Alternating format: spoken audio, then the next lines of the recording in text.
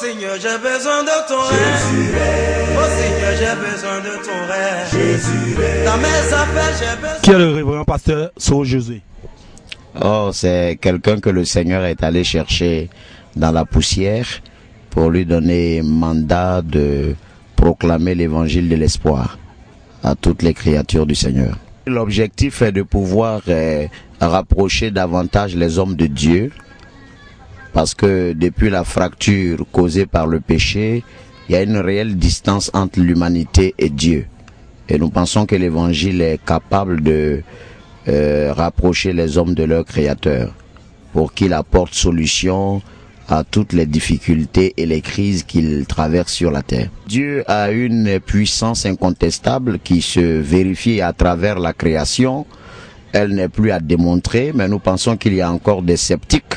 Et donc nous les invitons à venir constater d'eux-mêmes que le Seigneur est créateur du ciel et de la terre, incarné par Jésus-Christ de Nazareth, demeure le même hier, aujourd'hui, éternellement, capable donc de faire des exploits et d'apporter de véritables solutions aux crises des hommes. Vous savez, toute notre vie est liée aux croisades. Hein. Nous en avons fait déjà plus de 500 à travers la Côte d'Ivoire seulement et ailleurs. Et nous sommes déterminés à continuer. Et tant que nous respirons, nous devrions continuer à obéir à la mission de notre Seigneur Jésus qui a demandé que nous puissions propager l'évangile. Et le slogan de notre ministère, c'est répandre en tout lieu l'odeur de la connaissance de Dieu. Voilà, donc ce ne sera pas la dernière. Nous continuerons tant que nous aurons le souffle de vie. Alors je leur demande de persévérer et de savoir qu'ils ont fait le meilleur choix, celui d'avoir Jésus-Christ de Nazareth comme Seigneur et Sauveur personnel. C'est le meilleur choix et je les invite à pouvoir se mettre au travail. N'est-ce pas, pour propager l'évangile de la vérité de Christ à toute âme qui vive, afin que nous ayons davantage de croyants qui acceptent le Seigneur Jésus-Christ comme Seigneur et Sauveur.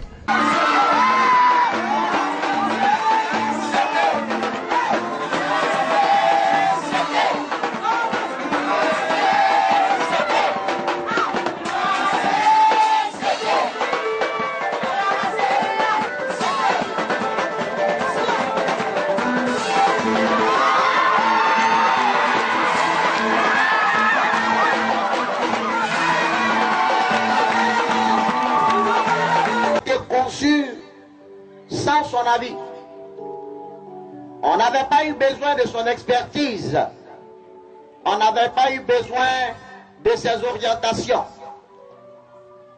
Mais quand le vin a manqué, on a dû faire recours à lui. Ça m'amène à dire ceci. Un homme peut vivre sans Dieu. Un homme peut évoluer sans Dieu. Un homme peut développer ses projets, développer ses entreprises, ses ambitions sans Dieu. Un mariage peut être organisé sans Dieu. On peut vivre sans Dieu. Et beaucoup font l'effort de nous démontrer que cela est possible. Mais nous disons qu'à un moment donné, les événements et les circonstances nous contraindront à recourir à Dieu. Dis Amen. Dis Amen.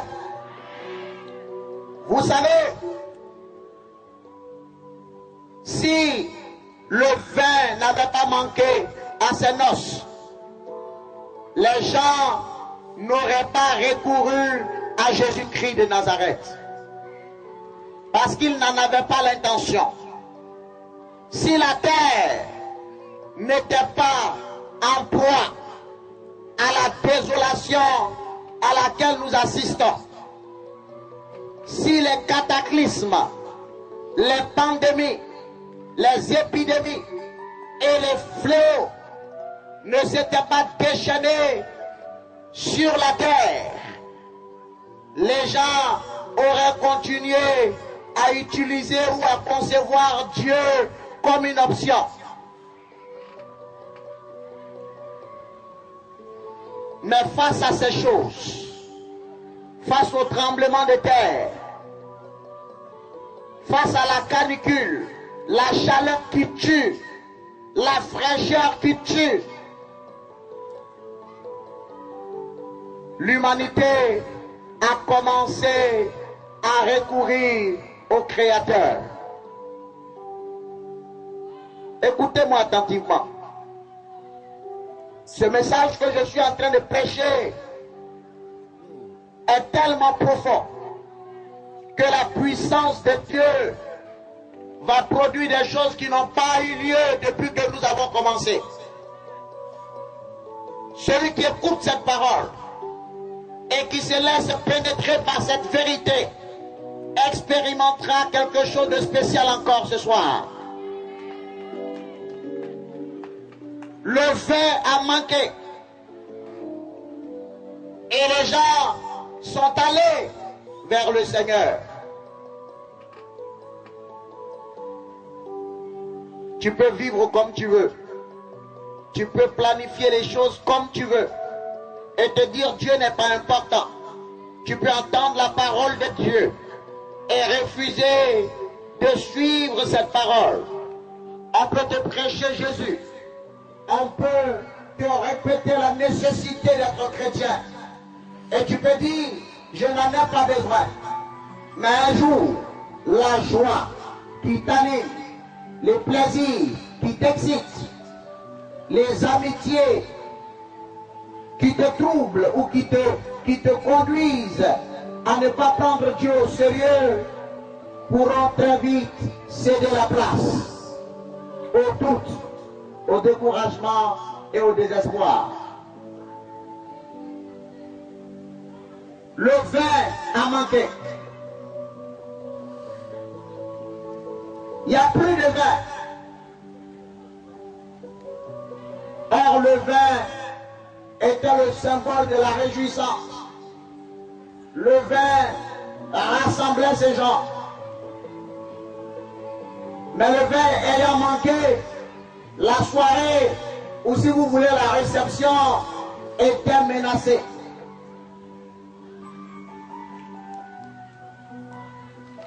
On a eu recours à Jésus. À un moment donné de ta vie, tu seras contraint de revenir à Dieu.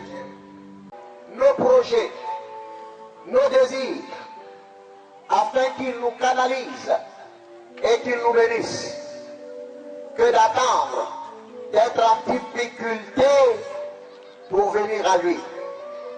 Je ne dis pas que si nous sommes en difficulté, il n'est pas compétent pour nous aider. Je ne dis pas que si nous sommes malades, il n'est pas capable de nous apporter la santé. Je ne dis pas que si nous sommes rejetés, il nous rejettera à son tour. Non, il ne met pas dehors celui qui vient à lui. Mais seulement, je souhaite que les hommes, forts de ce que nous vivons chaque jour, comprennent que Dieu est incontournable, que Dieu est indispensable. Il faut que vous le compreniez.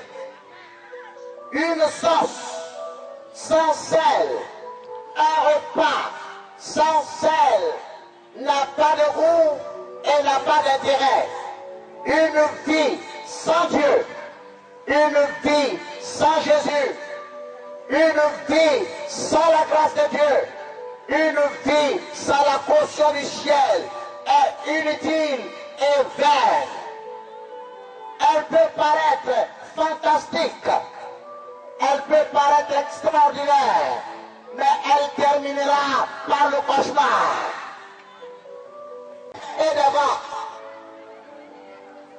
mais celui qui a confié sa vie à Dieu est à l'abri de la tempête du vent. Le vent soufflera, la tempête menacera, mais tu ne trébucheras pas. Si ton foyer est fondé sur Jésus, des prédatrices peuvent se lever, des sorciers peuvent se lever, des beaux-parents peuvent comploter, les jaloux peuvent vociférer, le foyer restera inébranlable.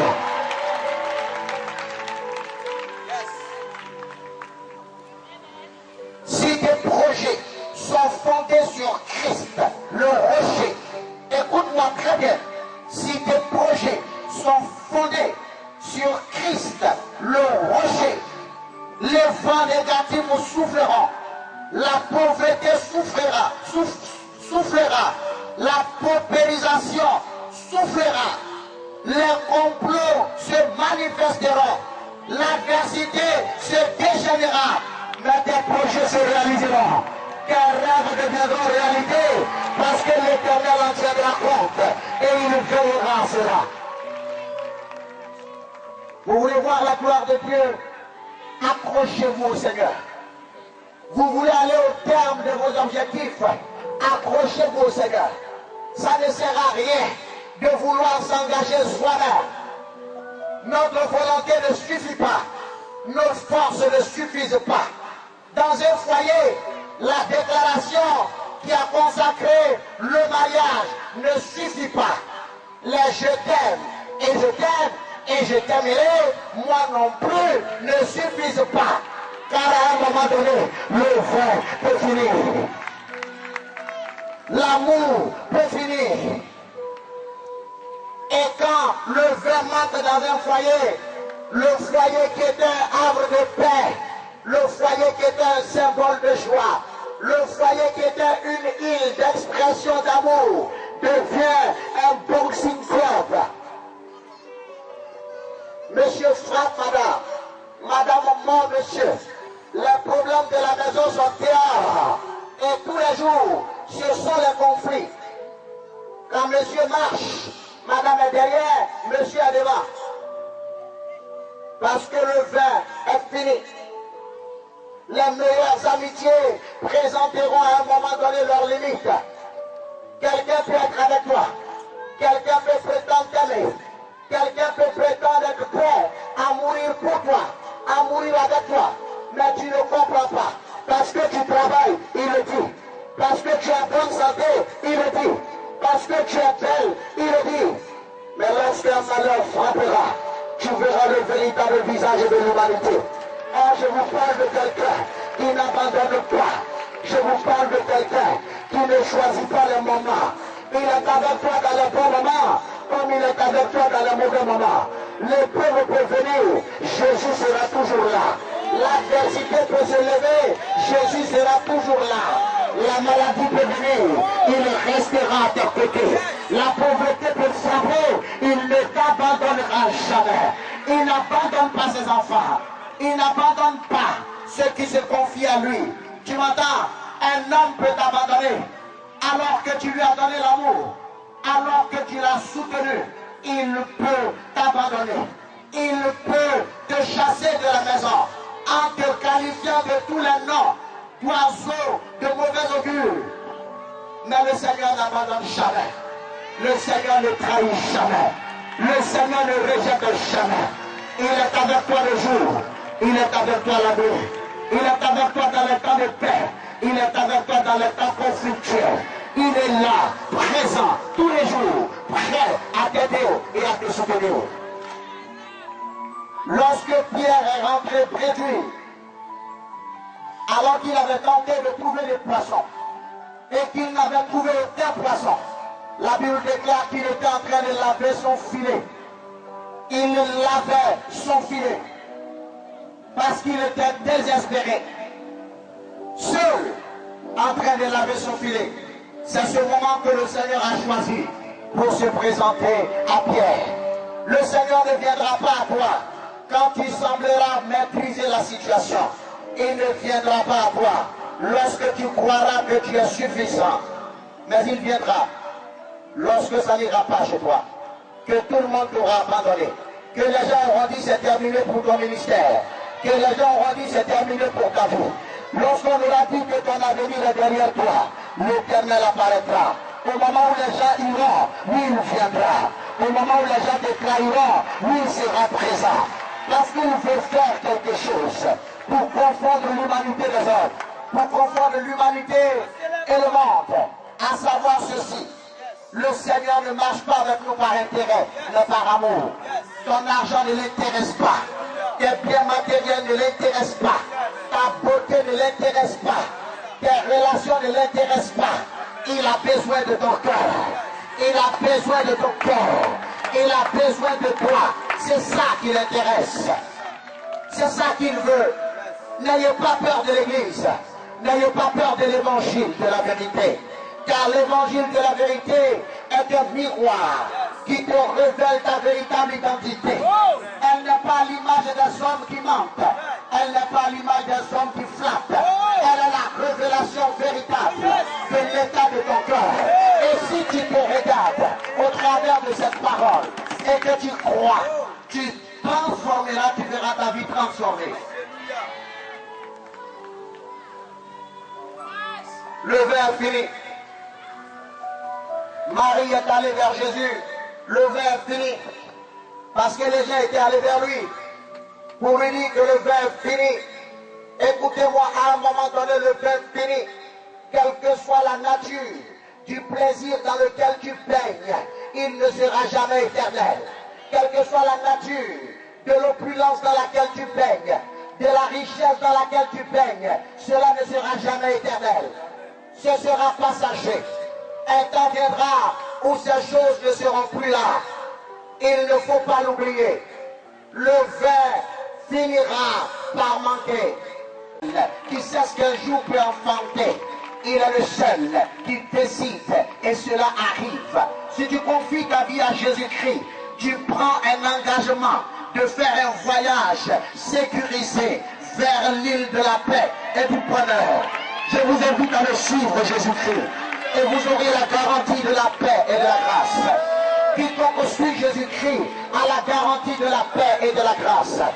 La fin qui compte, c'est très important. Or, on se préoccupe de commencer. L'humanité se préoccupe de sauver les apparences. On se préoccupe de bien démarrer. Mais demandez aux marathoniers, en matière de marathon, ton démarrage importe peu. Demandez aux Kenyans, ils vous diront que le démarrage d'un Kenyan dans un concours d'athlétisme peut paraître ridicule. Il semble nonchalant, mais c'est un marathon qui peut aller jusqu'à 40 km. Si tu le prends comme au sprint, ta langue sortira en cours de route. Mais lui, il prend son temps d'aller doucement. Le Seigneur est un marathonnier. Il nous forme à être des marathonniers. C'est la vérité que je vous dis. La vie est faite de surprises.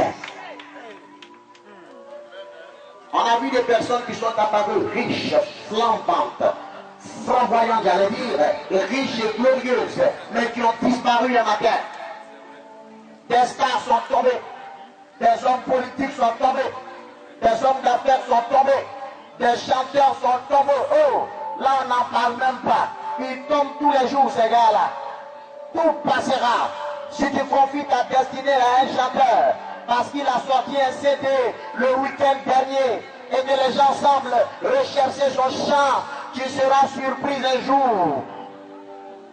Si tu confies ta destinée à quelqu'un parce qu'il est riche, ou parce qu'il est beau, tu seras surpris un jour.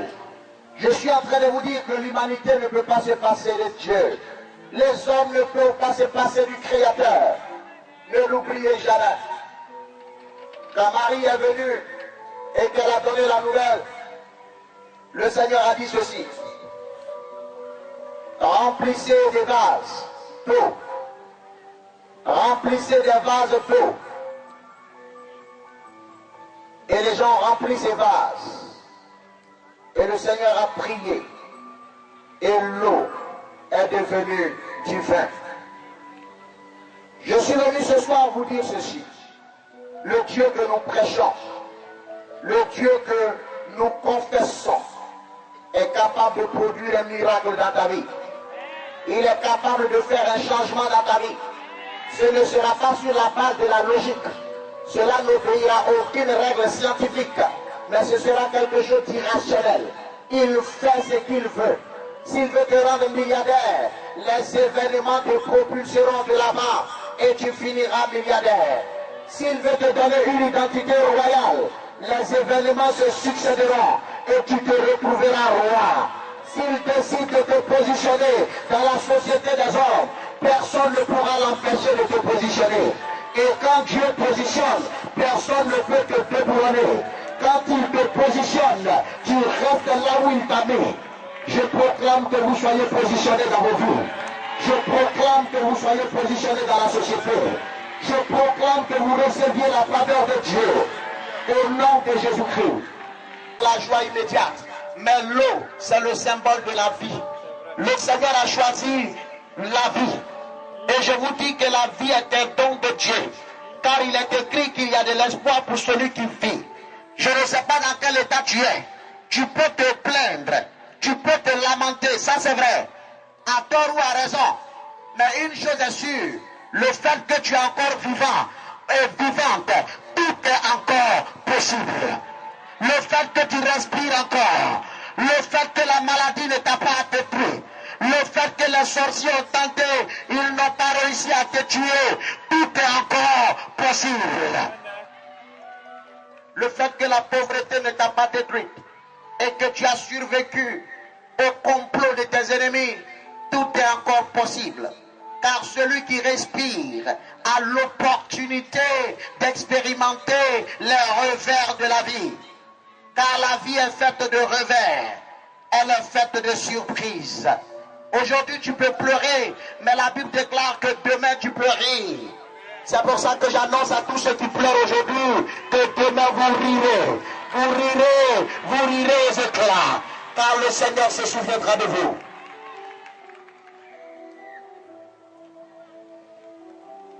Il a fabriqué le vin à partir de l'eau. Parce que Jésus-Christ donne la vie. Jésus ne donne pas la joie, Jésus donne la vie. Et si tu as la vie, il approvisionnera cette vie en joie, en amour, en paix, en prospérité, en succès et en élévation. Tout ce que vous recherchez, vous devez l'avoir si vous êtes vivant. C'est pour ça que la Bible dit, un chien vivant est mieux qu'un lion mort. Si vous êtes vivant, c'est d'abord l'essentiel. Des rois sont morts, des chefs d'État sont morts, des hommes riches sont morts, de grands experts sont morts, des médecins et des grands scientifiques sont morts. Ils avaient les moyens de résister à la mort, mais la mort a eu le dessus sur eux. Et toi qui n'as rien, toi qui n'es rien, tu es encore vivant. C'est la grâce de Dieu. C'est la preuve que Dieu fait grâce à qui il veut. Les vents ont soufflé sur le continent africain. Les vents négatifs ont soufflé sur la Côte d'Ivoire. Plusieurs sont morts. On se souvient de cela et nous prions Dieu pour eux. Mais toi, le Seigneur t'a préservé. Dans la vallée de l'ombre de la mort, il t'a préservé. Je te dis quelque chose ce soir. Tu n'es pas n'importe qui. Tu n'es pas n'importe qui. Il faut que tu le saches. C'est la grâce de Dieu que tu es encore vivant. Le fruit de la vie, qui est l'effort de l'homme pour fabriquer le vin. Or, les hommes ont beaucoup d'arguments. Ils ont beaucoup de techniques, beaucoup de connaissances pour se fabriquer un idéal, pour se fabriquer des rêves, pour se fabriquer des projets, pour concevoir des choses. Ils sont ingénieux. Mais à un moment donné, ces choses présenteront leurs limites. Mais Dieu, le Créateur, qui crée à partir de l'eau le vin, qui le transforme donc en vin, est capable de donner à ta vie un temps de joie permanent, un temps de joie infinie. La Bible déclare que la grâce de Dieu n'est suivie d'aucun chagrin. Les hommes peuvent paraître heureux, mais en réalité ils souffrent dans leur chair.